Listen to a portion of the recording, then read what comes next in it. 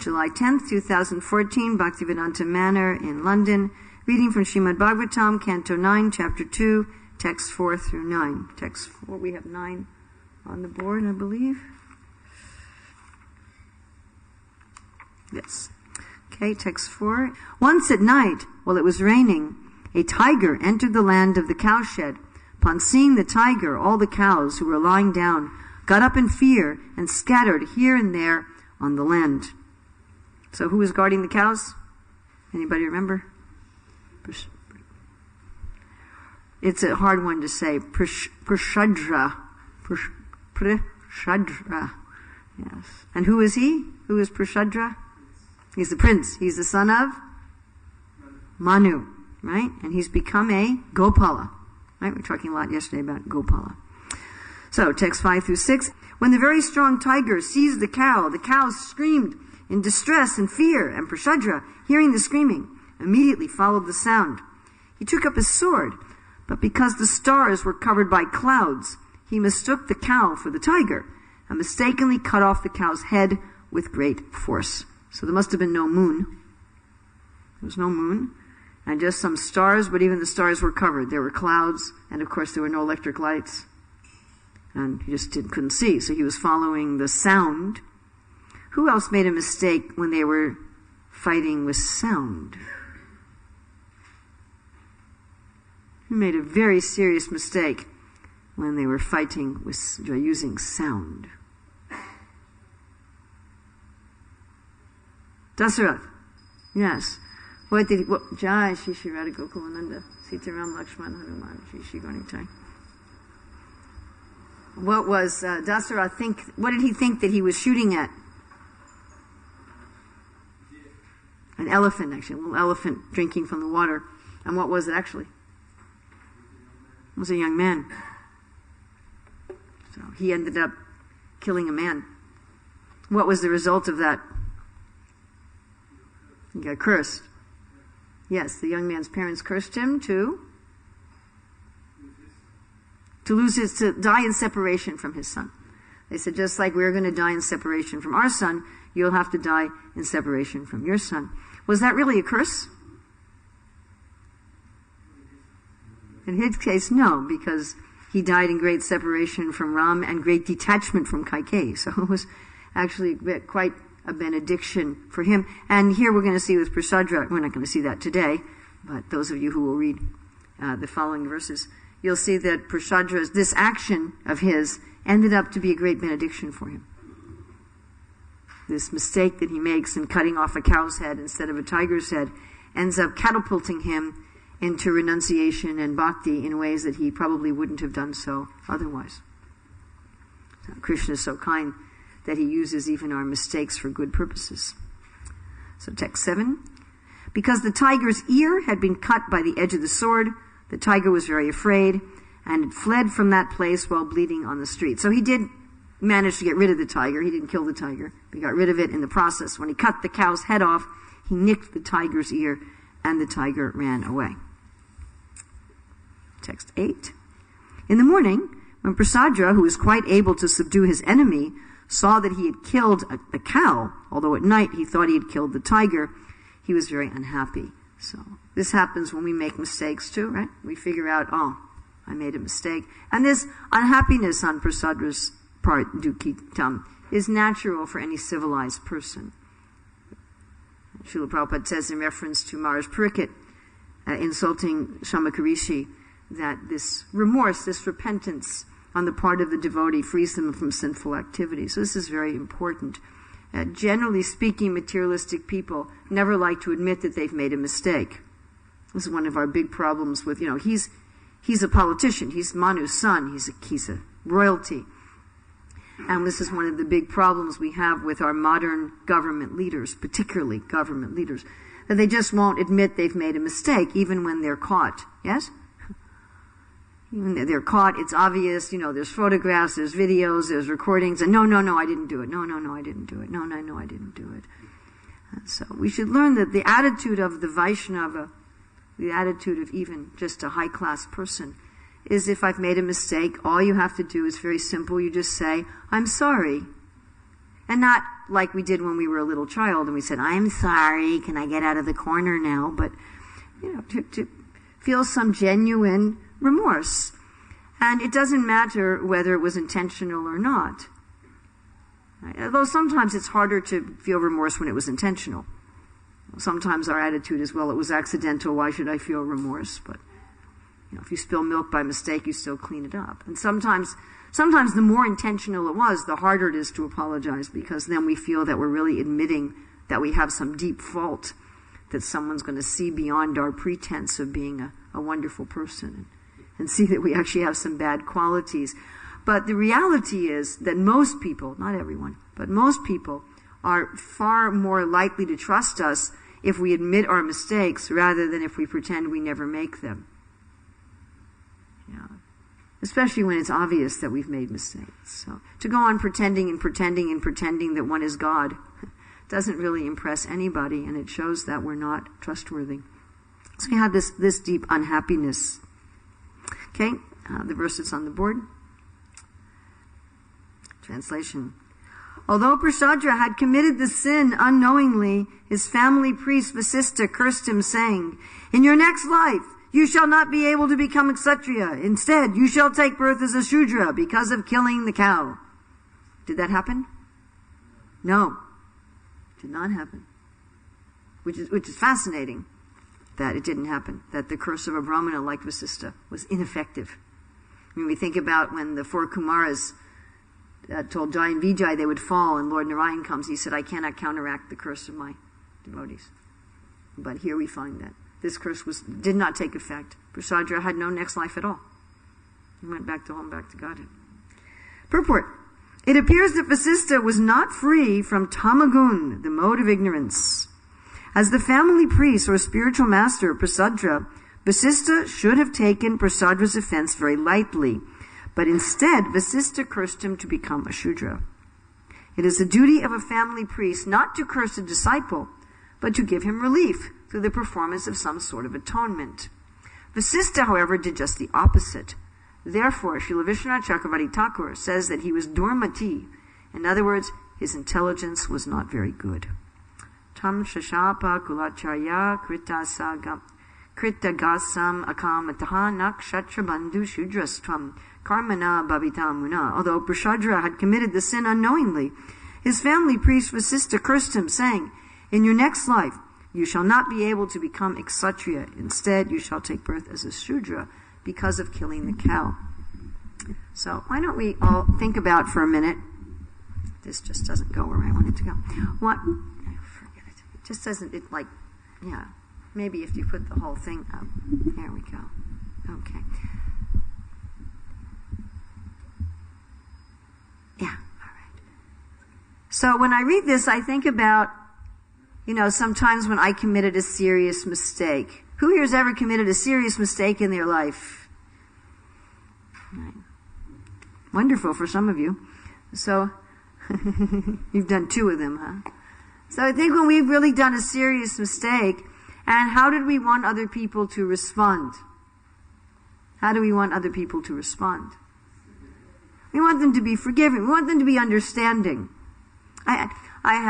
It's kind of embarrassing even to talk about this. But anyway, I had a time when I was overseeing a construction project, and I was the senior person there. The other people working with me were literally teenagers and in their early 20s.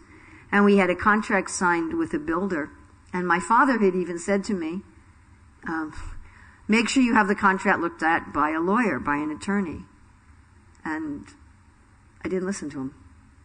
I should have listened to him, and I didn't.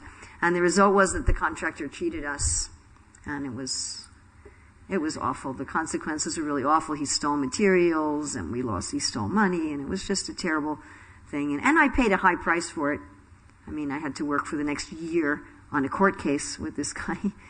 But what was interesting is that the other people involved, I learned my lesson. I hope I learned my lesson, Krishna. Anyway, the other devotees that were involved in the project never criticized me, even though they also suffered because I made this mistake.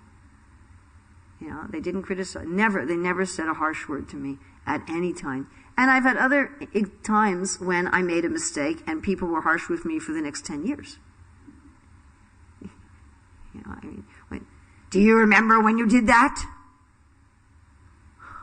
Yeah, I fixed it. I apologized. So how do we want to be treated when we've made a mistake, especially a mistake like this where he just had no idea. It was, in one sense, it was out of his control almost. It was ignorance. He couldn't see, and he's trying to kill the tiger as fast as possible. So we want some understanding. Yeah? If you can think back to the last time you made a serious mistake, and we wanted people to understand what was going on in our mind, what was going on in our heart, why we made that mistake. Okay? And the reason I didn't see a lawyer is I didn't want to spend Krishna's money on the lawyer. I thought it's not necessary. It's a simple contract. I can review it myself. And that was what I was thinking, although it was, in the end, it ended up to be very foolish. So he was thinking, I better get the tiger right away. I don't have time to figure out what's going on here. I just need to act. So we want some understanding, we want some compassion. We want some compassion that who's the one really suffering? The person who makes a mistake is, right? If you can think back to when you really, really made a bad mistake, and like Prasadra here, he felt very bad. When we do something wrong, we're churning inside with shame and remorse and grief. Especially if our mistake caused harm to somebody else. We want someone to have compassion upon us. We don't want somebody to further hurt us. And then we'd like to know a way to fix it. That's what Prabhupada says here, that Vasishtha should have told him how to fix it. And what's the process of atonement? We want to know how to rectify it. Sadhguru Maharaj talks about when he was Prabhupada's secretary, that Prabhupada had dictated a letter, and Sadhguru Maharaj had typed it, and in the letter, it says, I'm enclosing such and such paper. Nowadays with email, that would mean adding an attachment to an email. But he neglected to enclose the paper. He mailed it off without the paper, and then Srila Prabhupada found the paper and said, why is this here? You were supposed to put it in the letter. And Sadhguru Maharaj describes that his reaction was just self-criticism. He was just sitting there saying, well, I'm just a fool. And Prabhupada saying, why did you do that? Why did you forget to enclose the letter? And Sadhguru Maharaj just keeps criticizing himself. I guess I'm not a good disciple. I guess I didn't hear you properly. On and on and on like that. And Prabhupada's just not letting up on him. And finally, Sadhguru Maharaj stops and says, I know what I'll do, Srila Prabhupada. I'll write another letter from me saying that it was my mistake, not yours, and enclosing the other paper. And then Prabhupada was immediately fine. So we want some means of rectification. In that case, Srila Prabhupada wanted Sadhguru Maharaj to figure it out for himself. But we want some way of rectifying. We want to know, what can I do to fix this? What can I do to fix this? And if the person gives us a punishment, we want the punishment to be appropriate. So if you accidentally kill a cow, you don't want to be cursed from being the son of Manu to becoming a Shudra. He said, even Nakshatriya Bandhu, you're not even worthy to be called the friend of a Kshatriya. So that was very harsh. It's very harsh. If he had killed the cow intentionally and knowingly and maliciously, that would be different. But that was not the circumstances. So, this is one of the tenets of a civilized society, is no harsh or unusual punishments. It's part of the Constitution of the United States. You can't give a harsh or unusual punishment. That the punishment should fit the crime. And worldwide society has indignation when a person gets a punishment that's out of sync with their crime. Like some of these countries where, if somebody commits adultery, they stone them to death or something. We recoil at these kind of things. Well, why are you executing somebody for a crime like this?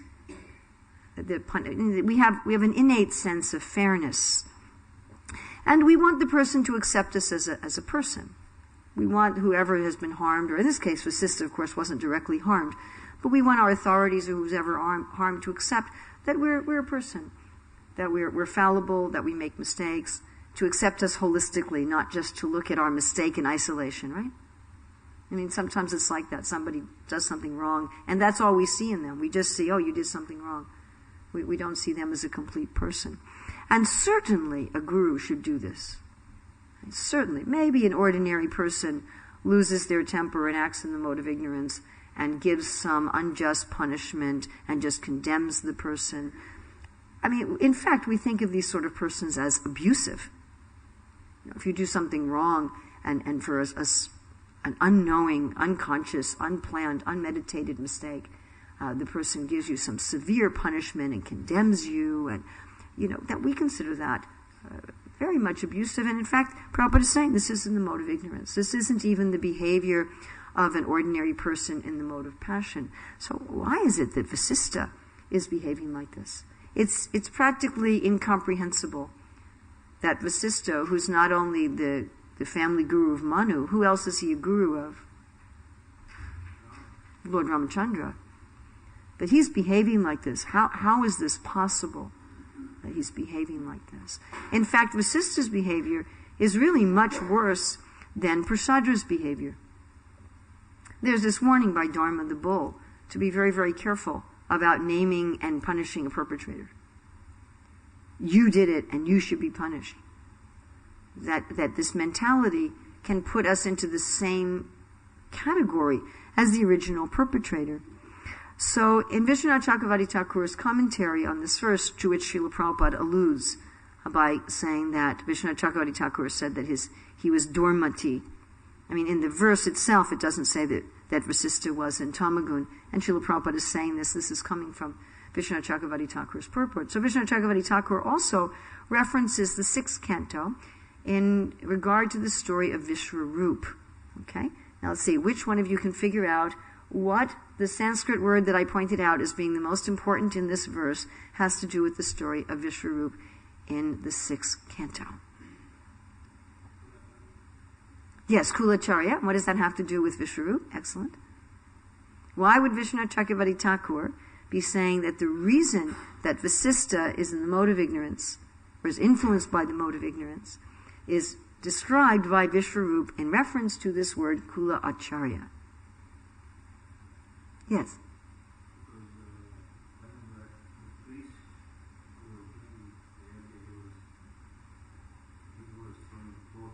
That was, yes, Vishwarup was from both the demons and the demigods, and he was giving. But this happens a little before that, when Vishwarupa is requested to become the Kula Acharya of the demigods. What does he say? What does Vishwarup say when he's requested? Anybody remember?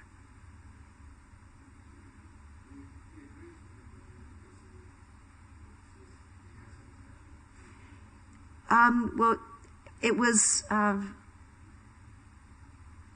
don't remember if it was Lord Brahma or Lord Vishnu who warned them that Vishwarup had some attachment. He agreed, but he said there was a problem. But he didn't give that problem. Yes? Yeah, he had 3 heads. Yeah, he definitely had 3 heads. But what did he say was the problem? He said, I agree to become your Kula Acharya, but... And that's the key as to why Vasistha here is influenced by Tamagun and doesn't act properly. Anybody remembers? He said, no one should become a hired priest. He said, it's a very bad idea to become a hired priest. He said, I'm doing it because you're the demigods, you're my seniors. And because you're senior to me, therefore I'm going to follow your instruction, even though doing this will be harmful for me. So I'm willing to do something that's harmful for me to serve you because you're my seniors. But being a hired priest is not a proper occupation for a brahmana. Why? I mean, there's even strong karmic incentives not to do it. If you look at the purport in that, which I didn't write down, sorry. If you look at the purport of that verse where Vishwarupa speaks this, Srila Prabhupada talks about the fact that when you're a hired priest, you remove the karma of the person for whom you're doing the yajna, but guess what happens to that karma? Right, your own piety diminishes. Basically, you're giving part of your piety to that person. They're paying you for some of your piety. So if you keep doing that, you're going to fall from your position. You're going to get influenced by tamagun. You're going to decrease in sattva gun. So there's a karmic incentive for a person not to take that kind of job, not to do that. So why? What's wrong with it? I mean, what's really, really fascinating is that it's in Tamagun not to give a donation to your priest. That's what's explained in the Bhagavad Gita. A sacrifice in Tamagun is where you don't give a donation to the priest. I mean, in general, we were talking yesterday about gratitude. If you take something from someone and you don't give them anything in return, then you're in ignorance. And the brahmanas are dependent on donations. They don't have a job. So if you ask help from a brahmana and you don't give them any kind of donation, your whole sacrifice gets in the mode of ignorance. But then it seems like that if the priest takes the donation, the priest is in ignorance. What in the world is going on here? And of course, this is something that's very relevant in a very specific way for our Hare Krishna movement, but it's also very relevant in general. How does one avoid falling into ignorance when doing one's duty? I mean, specifically, it's important for us because we have a lot of debates in our movement about whether or not devotees should be paid for their services. I know this is a debate that's specifically gone on here at the manor. You know, is it right? Is it wrong? And again, it's so interesting because if you're the recipient and you don't pay, you're in ignorance. If you're the recipient of the jagya and you don't pay, you're in ignorance. But if you're doing the jagya and you're getting paid, you're in ignorance. What are you supposed to do? What's supposed to happen here? So that both people can be in the mode of goodness. So I found this very bewildering, and I must admit that I've been meditating on this for hours and hours and hours yesterday and this morning. Why? What's the problem here? Why is this that put Vasista in the mode of ignorance? So I'll tell you what I came up with. As you know, right before I did my puja this morning, it was like, oh, that's what it is. So you can tell me whether you think it's right or not. That Tamagun means the opposite of Dharma. It's the opposite. Ultimate Dharma, Savai Pum Samparo Dharma Yato Bhaktira Hoksajaya, Hoitukiya Pratiyata Yadyatma Supersediti. Ultimate Dharma is when I want to please the Lord simply to make Him happy. That's ultimate Dharma. Sarva Dharman Prityaja may come Sharanam Vraja. I'm just giving to you, Lord, with no thought for myself. Now, of course, that with no thought for myself doesn't mean that I'm empty and miserable and suffering. But with no thought for myself, because as soon as I'm connected with Krishna, I talk about this a lot, I'm completely full. And Prabhupada explains that the devotee doesn't have material desires because they're full. It's not that they don't have material desires because they're empty, like somebody trying to do jnana yoga, who tries to empty themselves. So the devotee is not just empty of desires. Rather, the devotee is so full, it's like eating a very big feast. And after you eat a very big feast, if somebody comes along with your absolute favorite food, you have no interest. Because you're full. Because you're full. You know, if you have 10 million pounds and somebody says, would you like to work hard for 10 pounds an hour? You're not interested. Because you're full. Because you're satisfied. So because the devotee finds such complete satisfaction in making Krishna happy, they don't ask for anything for themselves. And it's sort of a paradox. Making Krishna happy is what fulfills me, but I'm not making Krishna happy to be fulfilled. I'm making Krishna happy just to make Krishna happy, which happens to fulfill me, so I can just make him happy. If you can follow that. You think about that a little bit later. So that's what ultimate Dharma is. And the closer you come to that, the more that you're in Dharma, and the further away from that, the more then you're in ignorance. There's a continuum. It's not that you're either in Dharma or not in Dharma. Like Krishna talks about the divine and demoniac, and then Arjuna says, well, aren't there gradations? And then Krishna talks about the modes of nature. So if you get really, really close to that Dharma, you're in Sattva-gun. If you're, a little bit looking at it, you're in Rajaguna. And if you're just the opposite, you're in Tamagun. And the essence of this is to whom you're giving and what your mood is. What's your object and what's your mood. So the closer your object is to God, the more that you're in Dharma. The closer your object is to yourself, the less that you're in Dharma. And the more you have a mood of making Krishna happy, the more you're in Dharma. And the more you have the mood of yourself at the center, the more you're in ignorance. I mean, are we the center? Anybody here the center of Bhaktivedanta Manor? No. Is Bhaktivedanta Manor the center of London? Is London the center of the world? Sorry. Is the world the center of the solar system? No, we're not the center. We're not the center. You know, I hate to break this to everybody, but when we die, everything will just go on. You know, we'll die, and the only difference in the morning program here will be maybe they'll put our picture on the Vyasa-san for a few days, and everything else will just go on. The Arctics will go on, the classes will go on. Nobody will say, Urmila's dead, we're not going to have Bhagavatam class anymore, you know, we'll just have to leave the slot empty. Everything goes on. We're not very important. And though that's ignorance. That's ignorance. If I think I'm the center, I'm important, everything should be for me. That's ultimate. If you want to look at ultimate, absolute Dharma. And then there's what you could call relative Dharma that helps to bring us to absolute Dharma. And relative Dharma is Varnashram. Why relative? Because it's in relation to our body and mind. Ashrama is primarily related to one's age. When you're young, you're a brahmachari. When you're in the prime of life, you're a grahasta. When you're in midlife, you're a vanaprastha. When you're old, you're a sannyasi. Generally speaking. That's relative to the body. And Varna is relative to your psychology, your psychophysical nature. Do you enjoy playing with truth? Do you enjoy playing with caring for people? Do you enjoy playing with wealth and natural resources? Or do you enjoy playing with beauty and function and things? What do you like to play with? And then your Varna is, whatever you like to play with, you're supposed to take care of it. So that's very relative, because these things change from one life to another. It's not that if you're a Shudra in this life, you've always been a Shudra and you'll always be a Shudra. Just like some lives were men, some lives were women, some lives were Indian, some lives were British, some lives were Polish. It's exchange.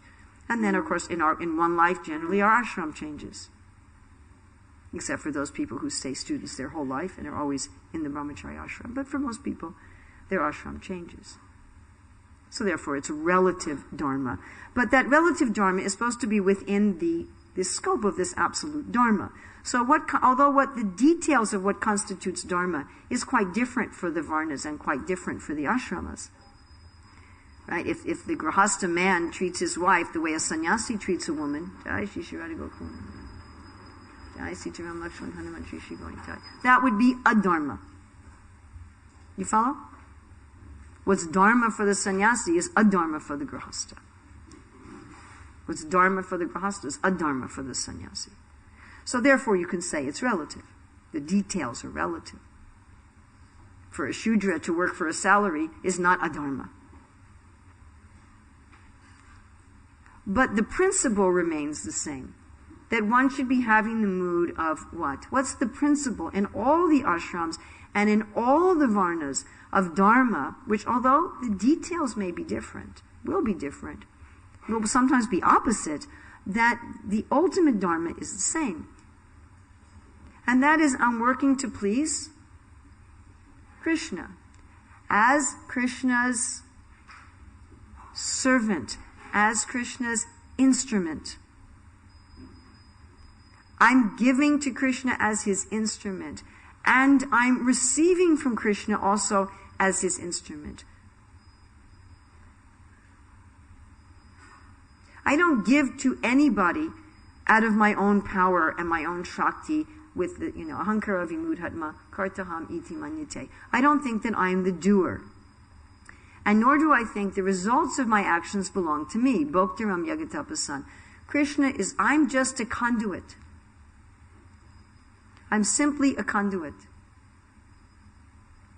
That I have my particular area. If I'm a Brahmana, my area is truth and philosophy. If I'm a Vaishya, my area is care and protection of people. If I'm a Vaishya, my area is natural resources and animals and wealth. If I'm a Shudra, my area is beauty and function and things and skills. And all of those come from Krishna. Samsaradava nalilaloka, tranaya karuna ganaganatam, praptasya karuna gunaganatvam. The guru is like the cloud that's pulling the water from the ocean and then distributing it. So that should be true for everyone, should think like that. Everything's coming from Krishna. Everything, my ability is Krishna. Krishna says that, yes? I am the ability in man. I'm the intelligence of the intelligence. I am the strength of the strong. It is Krishna. So whatever I'm giving, whether I'm acting as your Kula Guru, whether I'm acting as your priest, whether I'm generating money, whether I'm making a beautiful chair, whatever I'm doing. Really, it's Krishna. I'm just the conduit out of Krishna's kindness that he lets me do some service. It's just his kindness. He gives me something to do. He gives me some place, something that's meaningful. So Krishna gives me the ability, and then I just simply give that to somebody else. A couple times there's one devotee, very, very wealthy devotee. She's a very successful businesswoman. And there's been a couple times that she asked me, I have a lot of extra money from my business, what should I give it to? And I'd give her a list of like 20, she says, you travel all over the world, you know who needs money, give me a list. So I gave her a list of like 20 different causes. And then she picked some of them. And she said, listen, I'm very busy, can I just give it to you and you distribute it? And it was a lot of fun. I've done this 2 or 3 times for her so far. So, to take this, to give people money like that and make them happy and be a conduit. And I was thinking, it's so nice like that, to be a conduit for someone else's money, kind of to do a favor for the busy business person and do a favor for the devotees at the other end. And then I thought, well, everything I have is like that. It all belongs to somebody else. It all belongs to Krishna.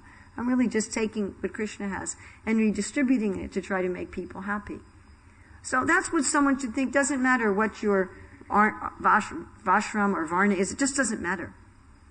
Like Lord Kapiladev says, if the woman thinks the husband is the source of her wealth and her children and her house, then her relationship with her husband is like that of the deer with the hunter, that he's simply causing her death.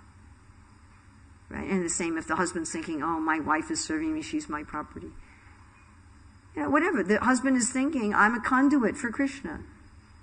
Whatever money I'm giving from my family, whatever home, Krishna's giving that. I'm just the conduit. The sannyasi's thinking, whatever learning and knowledge I have and experience I have, this is Krishna's. And I'm giving it to benefit the people. It doesn't matter. Ashram, Varna. Everyone is thinking like this. The land is Krishna's wife, Bhumi Devi. When the Vaishya is farming the land and taking care of the cows, thinking Krishna's cows, Krishna's land. Krishna's giving the gifts, and he's allowing me then to distribute this wealth to the people in general. And then coming from the other direction, you get some reciprocation. Just like we offer Krishna food and then we get to eat the prasadam. So this is very nicely explained in Bhaktisiddhanta Saraswati's commentary to Brahma Samhita text 61, that the devotee working in the world, especially if they're not completely pure, they're sacrificing for Krishna and then they're accepting whatever they get as prasadam.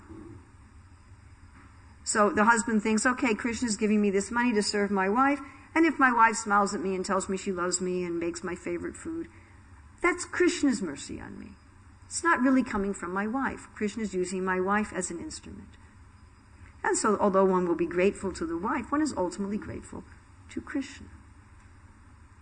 So it's like that with everything that we do. What I'm giving from Krishna. I'm just a conduit from Krishna. And whatever you give me is just Krishna is giving me. Krishna is giving me through you. Krishna's letting me give through me, and you're giving to me. Krishna's allowing you to give me. It's really Krishna giving me. And whatever you give me, then it's a circle, yes? It goes this way and this way. Do you all understand? Yes. It's for all of us. Krishna's giving me something, and I'm distributing it. I can distribute it because as soon as we get something from Krishna, we're full. Correct? Yes? As soon as you connect with Krishna, you're full. And you're full. And then you're giving from Krishna. You're not the doer. You're not the doer. And you're giving to people in such a way that they'll connect with you. And they're giving something back to you. Krishna's giving to them. And they're giving to you. And what you receive, you realize it's his. And so you use it for him. And when you do that, that's dharma. That's ultimate dharma. Whatever it may look like externally. Whether it looks like you're working for a bank, or it looks like you're milking the cows, or it looks like you're, protecting the citizens, or whatever it looks like, it is really irrelevant. Whether it looks like you're studying the Shastra, or it looks like you're changing your baby's nappies. I mean, Prabhupada would often say that Krishna doesn't care about that. That's a detail. And it's a very temporary detail. We're in this body for 8 billionths of a second of Lord Brahman, and it's really irrelevant what I'm doing in a particular, like Prabhupada wrote to Jayapataka Swami. He said real surrender to Krishna means that You think whatever is meant to be, that I am doing, and you do it with great attention to every detail. You really do things carefully, but whatever it is, it is.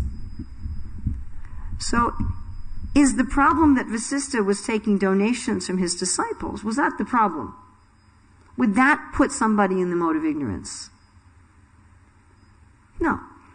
What's going to put you in the mode of ignorance? It's not just how you utilize it. Although, we often tend to think in the Hare Krishna movement that something is okay if you give it to the right person. When I was researching for this, charity in the mode of ignorance. I was looking up everything Krishna said about the mode of ignorance. Charity in the mode of ignorance can also be you give to the right person, but without respect. It can be you give to the wrong person at the wrong time, at the wrong place, but it can also be you give to the right person without respect. And charity in the mode of passion, you give to the right person at the right place, at the right time, but you want something back. You want honor or prestige, or you're doing it out of obligation, Prabhupada says. A superior told you to do it, so you're doing it, and then you regret, I didn't really want to do it. So it's the consciousness. It's the consciousness. If you're thinking, I'm the doer, I'm the one who's benedicting you. It's my Shakti.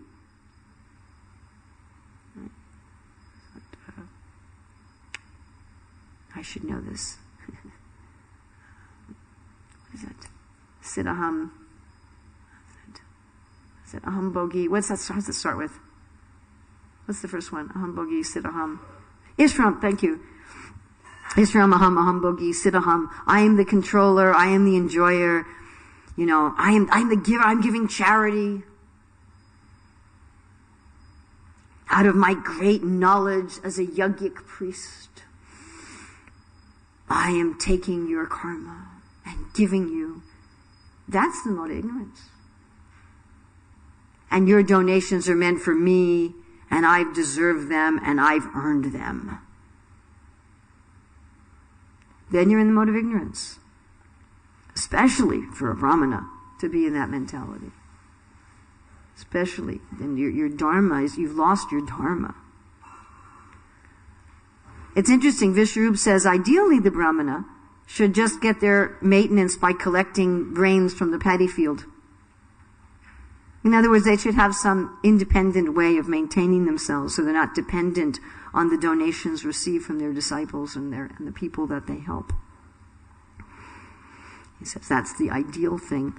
But of course, if you want to really help your disciple be in the mode of goodness, or the person you're doing the yajna for, you also have to teach them to give you donations, because as Krishna says, if they don't, they're in the mode of ignorance. Interesting, right? But you're teaching them to give donations for whose benefit? For their benefit. The mood particularly of a Brahmana is, Krishna's maintaining me. And the Brahmana doesn't do a yajna or anything Brahminical because they figure they're going to get a donation. Like Prabhupada says in the Nectar of Instruction, which we've been studying upstairs in the evenings. He says if you go to the home of a rich man thinking you'll get some good food to eat, then you don't have control over your tongue. If you're thinking, well, okay, we have 3 programs to choose from, let's go to the home of the wealthy person, we'll get some really good food and we'll get a lot of money. Of course, when Krishna was invited to Shraddhadev and Bahulasva, I think, he divided and went to both, the poor man's house and the wealthy man's house, and all the sages also divided and went to both. But Krishna was much happier eating Vidura's banana peels than getting Duryodhana's opulence. But if ever, especially a Brahmana, is thinking, if I do this, I'll get donations. Let me go there, I'll get some donations. Even Raghunath Das Goswami decided he didn't want to stand outside the gate for that reason. He said, I feel like I'm looking at all the people walking past thinking, oh, will that person give me something to eat? Will that person give me something to eat? He said, I feel like a prostitute looking at all the men going, is that person going to give me a lot of money?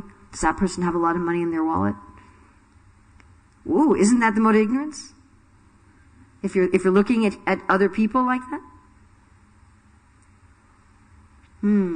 What can you give me? What can you give me? What can you give me? What can you give me? Is that understandable why that's the mode of ignorance? It's completely me-centered as a taker. Me-centered as a taker. I'm doing things only if I can take something from you. That becomes my motive. I'm thinking I'm the doer, I'm working as a taker, and then I go in the mode of ignorance. And what's interesting is that his activities were not in ignorance. He's doing yagyas, he's giving advice, he's teaching the scriptures. You can't know just what's in what mode just by looking at the externals. Can you teach Bhagavatam in the mode of ignorance? Is that possible? Yes, you can, can't you? Or there was that, I wish I could remember the names. I think his name was Ram Das something. He traveled with Raghunath Bhatta Goswami to see Lord Chaitanya in Jagannath Puri. And all the way he served Raghunath Bhatta Goswami. The whole way he was serving Raghunath Bhatta Goswami personally by carrying his bags. And he was always chanting the name of Lord Ram. But when he came to Jagannath Puri, Lord Chaitanya wanted nothing to do with him. Why? Anybody remember that story?